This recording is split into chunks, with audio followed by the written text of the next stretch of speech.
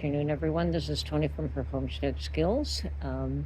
It is Thursday afternoon, and Mark is busy inside installing a new ceiling fan with lights in the living room. Well, the living room is very dark, so we want as much light as we can there. Now, the old ceiling fan, we did try to get working again. The fan worked, but the lighting didn't, so it was best to take it down and replace it with a new one. Now, a number of you have been warning me about the potential weather for this weekend, Friday, Saturday actually, and yes, I am aware. Thank you very much. It is not as though I'm not familiar with some form of fairly serious spring-related weather in Ontario. We do get that. It's just that even here we have so many trees and so much more potential for a tree coming down on your property, which is ugly.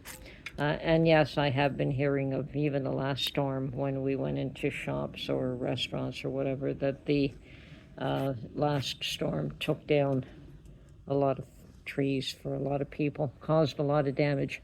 And I do understand that there is hurricane potential here, so we're keeping an eye on that. Not to worry. I know a number of you have reached out to me, and yes, we do keep our eye on the weather at all times. Currently enjoying warm weather in the 70s, which is awesome for this time of year for us. So it's all good. You know, you got to take the good with the bad sometimes. And as you can well imagine, we have been working too. This place has not had anybody look after it at all in the last few years, so there's a tremendous amount of cleaning to do, and trying to salvage what we can on a temporary basis.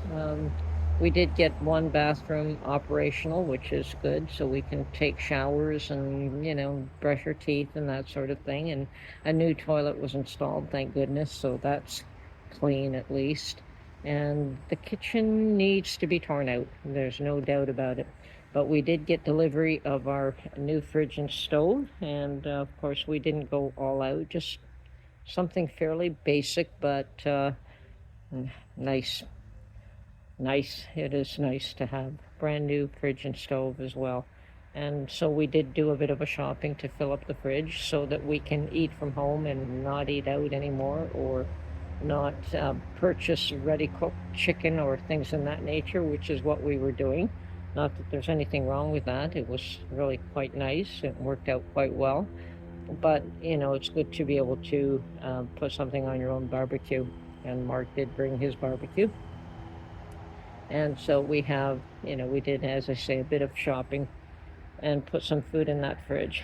But the kitchen is not such that, I mean, it does have to be torn out, but we're trying to just make do because we've gone well overboard with expenses on things that needed to be done. I mean, you have to have your well operational, you have to have electricity properly made safe, and we have to do that. So we were hoping that those things would not eat up all our funds, and that we could live with those for a while and do some other things. But, you know, it is what it is. You have to do what's most important first.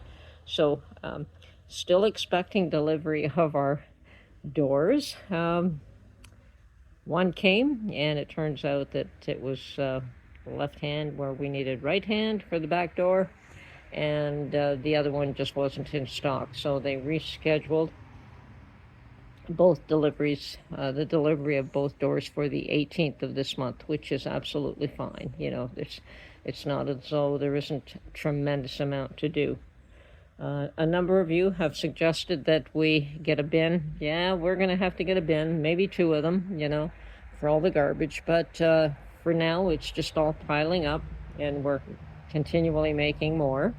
So, yeah, it's par for the course. It's what needs to be done, but that is the cleanup and dumping of the bin is after we have a few other things done, like we have to clean up the master bedroom.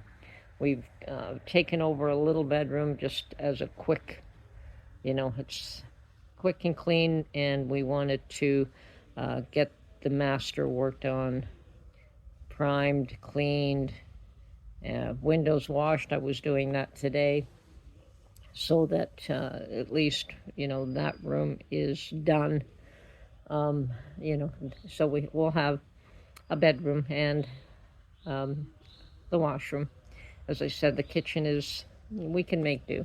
And I do have a wash machine, thank goodness. That's the only appliance other than the water heater that worked. And the water heater is unusual for me. In Ontario, you can rent your water heater, so you just pay a monthly fee along with your water bill. It doesn't work that way here. You have to buy your water heater, so I'm glad that that was in place and is working. And of course, I don't have a water bill because I have the well. And for those of you that were concerned about the well water, I managed to find a few moments today to research where I could have my well water tested, and of course it was the county health department that does that.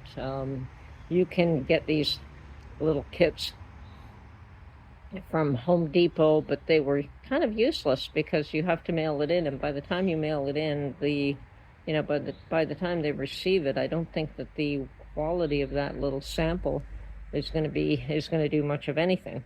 But the health department explained to me that when they were open and when they take the sample, so they suggested that these days of the week, and it's best to do it before a certain time, because sometimes they pick it up at this time, but they wanted to ensure that they pick it up immediately.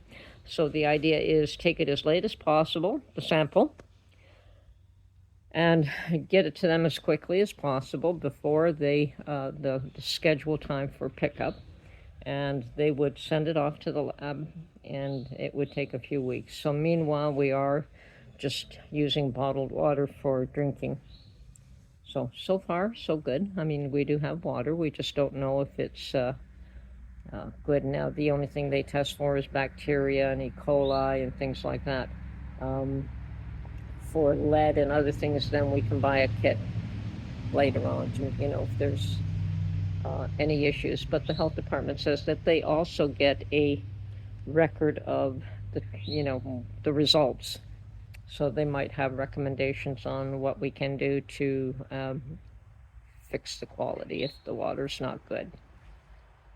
Now, yesterday I spent a fair amount of time trying to clean up this courtyard, and I mean, it is a disaster. I hate to say it. I mean, I'm sitting at this stone table with benches, but there is all around me probably, at least 12 feet deep. This is quite a large yard, I guess, courtyard, because it's all concrete with the brick wall, which is lovely. It would be great for entertaining back here at some point. But it is all, there's a lot of dirt, a lot of things growing here. I'm going to need some sort of a cart. I've got shovels, but we need to remove it and take it uphill or at the side of the house. I haven't determined where. But yeah, it needs, and there's tons of flower pots here behind me that are old plastic ones, dilapidated. I don't think any of them are any good. I did find one or two that I took cuttings off that thing that I think is a fig tree. And if it is, I have started fig cuttings. And if it isn't, and they don't grow, well, that's all right too. But if they do grow, I will be planting a whole bunch of little fig trees around this property if they develop. So we'll see what happens there. Haven't had an opportunity to do too much gardening. Sadly, this is the time of year, and I'd love to plant, say, a peach tree, an apple tree, and a pear tree. I'd like some fruit trees, and if this is a fig, awesome. I don't have to plant fig. But I have no idea what trees are on this property yet. I know that there is multiflora roses everywhere. So when they bloom, it's going to be gorgeous because there's pockets of those rose bushes everywhere here. The previous owner was into gardening. That's pretty much guaranteed.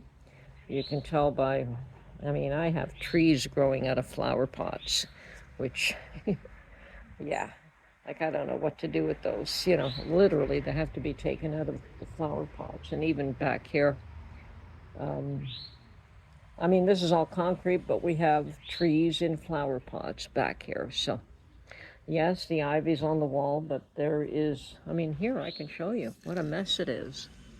There.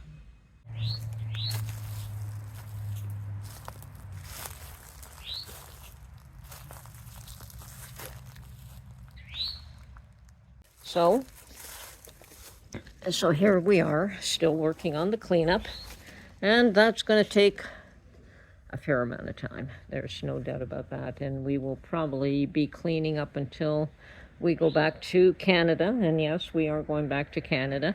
And yes, I understand that there has been some sort of rule where even Canadians who are here for longer than 30 days have to register. Now, I attempted to register, but they want you to go back to the border, and I think that this does not come into effect until April, and probably a week or two after that we will be going back to the border anyway. So if it's 30 days after it comes into effect, it really isn't an issue for us, and I'm not too terribly worried about it. They know we're here. They have every record of us coming and going, and the form that they want you to register is basically an entry and exit.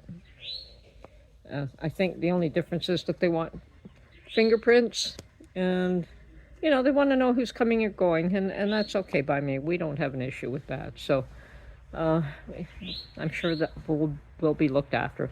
And if it was necessary when we came in, you know, I think they already knew about it. If not, you know, they can't really expect people to drop everything and do a 15-hour either flight or, you know, 15-hour drive back to the border, because that's what it would be here. Not prepared to do that. We'll be doing it soon enough, so we'll take care of that situation probably on our way back down the next time around, if it's necessary. I've heard where it is and it isn't necessary, so we'll see what happens there.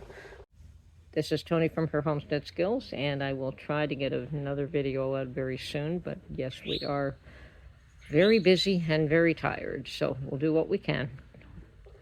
Hope you all keep in touch. And I'm hearing, I don't know, noises, birds, all kinds of things. Anyway, have a great day. Talk to you soon. Bye for now.